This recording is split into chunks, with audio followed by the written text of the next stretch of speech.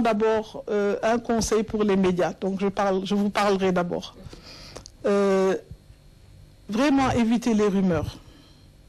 Je le dis à chaque fois que je le peux, parce que la rumeur, elle empêche les gens vraiment d'abord de réfléchir et d'être serein, parce qu'il y a la panique. Et c'est ce qui s'est passé, vous avez parlé de cela dès le début, un week-end où on vous dit comme ça, personne ne peut dire quoi que ce soit, c'est un week-end, mais chacun ouvre sa radio, entend, oui, il y a des cas d'Ebola, etc.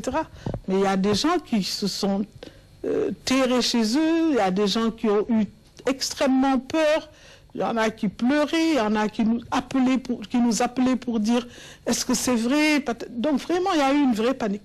Et je crois que si la presse peut dire, devant un cas suspect, parce que nous faisons notre travail, devant un cas suspect dans une structure sanitaire, vous verrez le personnel s'équiper.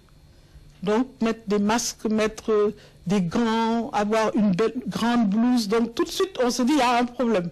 Mais c'est parce qu'on veut éviter de contaminer les gens. Parce que si vous prenez aucune précaution, vous pouvez vous contaminer, mais vous pouvez aussi aller contaminer d'autres malades. C'est ce que nous ne voulons pas. Donc, il y a des mesures qui vont être prises, qui peuvent être considérées comme étant des mesures qui confirment qu'il y a une maladie d'Ebola. Le cas suspect, ce n'est pas Ebola. Et nous sommes prêts et vraiment à votre disposition pour vous dire, vous répondre. Si jamais vous avez un soupçon, qu'on puisse vous dire oui, peut-être c'est un cas, comme cela s'est passé ce week-end entre l'hôpital Fann et l'hôpital Ourossogui.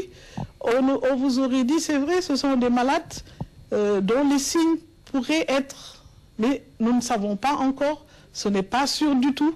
Nous aurons les résultats dans les 24 heures et nous vous dirons si c'est positif ou si c'est négatif. Mais tout de suite dire, ce sont des cas d'Ebola, ça c'est quelque chose quand même qu'il faut éviter.